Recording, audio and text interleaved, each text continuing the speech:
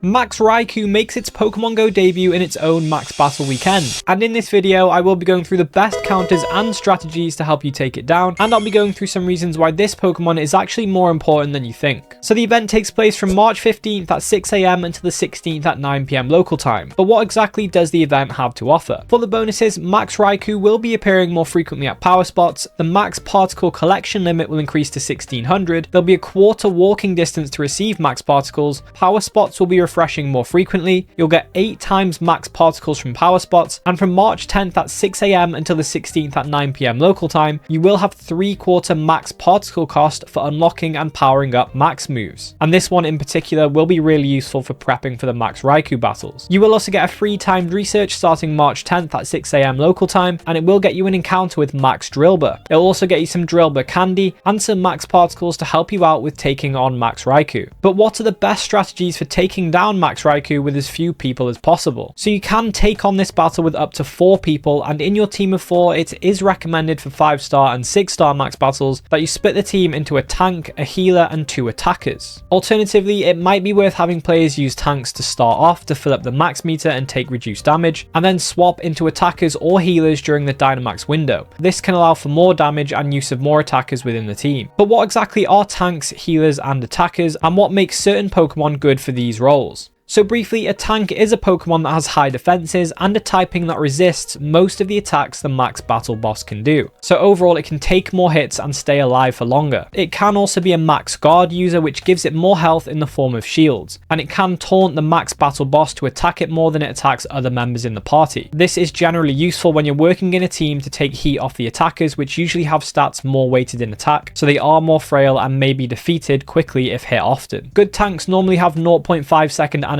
fast attacks like Water Gun and Bite, for example, that allow them to fill up the max meter more quickly. This is particularly helpful for strategies when everyone is using attackers or when you are soloing, because you can use the tank to build up the max meter fast, and then during the Dynamax phase you can swap into your attackers and use its max attacks and then swap back into a tank and repeat. Now healers can be pretty similar to tanks because you do want them to take less damage and resist attacks, etc, but as they are going to be using Max Spirit to heal the 4-man party, you do want them to have a high stamina stat. This is because Max Spirit heals an amount that is a percentage of the user's HP, so the higher the Max Spirit user's HP, the bigger the heal will be. This means Pokemon like Max Chansey and Max Blissey will be really good for this role when they come to the game because they have a very high stamina stat. And lastly, for attackers, you want Pokemon that has a type advantage over the Max Battle boss, and you want as high damage as possible with strong super effective moves and a high attack stat. Their goal is to do as much damage as possible. It's also worth noting that the Max Battle boss can do 2 types of attacks, which will be chosen from the Pokemon's charged attack move pool. One attack is a large attack that hits all Pokemon, and this one can't be dodged. And the second is a direct attack on a specific Pokemon that can be dodged by keeping an eye on the attack feed and the 3 lines that appear above your Pokemon's head. And if you encounter an attack combination that is tricky to deal with, you can always back out of the battle and re-lobby to reroll its moveset. This is helpful if you have certain counters that work better against certain movesets. Now with that said, what are the best counters for Max Raikou, and is it even worth doing these battles? So Raikou can be shiny from these battles, and the 100% IV you're looking for is 1972. It is a pure electric type, meaning it is weak to ground type attacks only. It will use 2 of the following moves during battle: Shadow Ball, Thunder, Thunderball and Wild Charge. Generally, Max Excadrill will be by far the best counter for Max Raikou as a tank or as an attacker, because it can resist the electric type attacks and it deals super effective damage as the best ground type attacker, so I would really just try to get 3 of them for your team if you can. However, there are some other options you could use. Outside of Max Excadrill being the best tank, you could also use Pokemon like G-Max and Max Venusaur and Max Rillaboom because they will resist the electric type attacks, but just keep an eye out for Shadow Ball. If you decide to use a healer, I would recommend G-Max Lapras, Max Greedent or Max Excadrill. Whilst G-Max Lapras would take super effective damage from the electric type attacks, you would only swap into it during the Dynamax phase to use Max Spirit, so it won't actually be taking any damage. And for attackers, Max Excadrill is the best choice, but if you don't have it, you could use G-Max Gengar for a lot of neutral damage, D-Max Kingler with legacy move Mudshot if you have it so you can use Max Quake, or you could use G-Max Kingler for big neutral damage. Because again, remember these Pokemon will ideally only be used during the Dynamax window to use their max attacks, so they won't be taking damage from Raikou. And there are actually some extra bonuses you can take advantage of leading up to this event that will help you build some good counters for this event. Firstly, as Max Excadrill is the best counter for Max Raikou, it will be worth doing some Max Drillbur battles before this event event because it will be available from the 10th until the 17th in 1-star max battles, and it is easily soloable. I would recommend doing as many of these as you can, catch Drillbur with Pinap berries, and leave some Drillbur at power spots so you can gain more candy. This will help you maximize some candy to power up Max Excadrill as counters. For max moves, however, you will need max particles as well as candy, and luckily starting from the 10th at 6 AM, there will be that 3/4 max particle bonus for powering up max moves, so well worth taking advantage of that. And make sure to pick up the free Max Drillbur and Drillbur candies from that free timed research that can be found in your Today tab. And if you haven't got much Drillbur candy, there is a certain way you can use the candy to make sure that you get the most out of your resources, because it can be tricky to decide whether to power up a Pokemon or to power up its max moves first. So the order of importance is to fully evolve the Pokemon first if you can, then power up the Pokemon to level 30, because after this the amount of resources to level up becomes a lot more steep and less worth it. Once at level 30, you can then begin powering up your max moves, and once you've done that, you can then power up to level 40 and to level 50. Doing it in this order will get the most out of the resources you have. But how can you tell your Pokemon is at level 30? Well, the best way to tell this is by looking at the Stardust requirement to power up the Pokemon. So if you get up to the point where the next Stardust cost requires 5,000 Stardust, that means it's at level 29. So if you power up 2 more times, it will reach level 30. Worth noting as well, you can actually recuperate a lot of your Stardust that you use to power up these Max Excadrill a couple of days after the Max Raikou weekend, because there will be one of the best events for getting Stardust. On March 18th at 6 PM will be a Shelder Spotlight Hour, and the bonuses will be 2 times catch Stardust. This is an extra special event for getting Stardust because Shelder is a Stardust boosted Pokemon, meaning that instead of 100 Stardust per catch, it gives 1,000 per catch normally. This means it'll give 2,000 Stardust per catch during this event, and it'll give 3,000 Stardust per catch with a Star Piece active. So this really is a must play event if you need more Stardust. But with that said, we do now know the best counters for Max Raikou, but how good is it in Pokemon Go, and is it worth battling? So Raikou will actually be the 3rd best electric type attacker for max battles after Max Zapdos and G-Max Toxtricity at the top. So if you have those, then it will be less of a priority to get Max Raikou for max battles. However, there are some other reasons why it is worth picking up Max Raikou anyway. So you can actually farm Raikou candy by obtaining a Max Raikou and leaving it at power spots after winning a max battle. This way you can more easily power up Shadow Raikou because it is the best electric type attacker outside of max battles with moveset Thunder Shock and Wild Charge. So even if you're not that interested in max battles, Max Raikou does have some value for helping you out with Shadow Raikou for outside of max battles. But how many trainers will be required to take down this boss? So based off of the max legendary bird battles that we have seen recently in Pokemon Go, it will most likely only require 2 people to do if you have the best counters and use the best strategies. However, a 3rd trainer will make it easier, and it will probably be required if your counters and their max moves are not powered up. You could alternatively use max mushrooms as well, which will double the amount of damage that you do during the battle. However, they do cost 400 Pokecoins in the in-game shop, so that is quite steep really. With that said though, if you did enjoy this video, then I recommend checking out these videos on the screen now, and I'll catch you in the next one.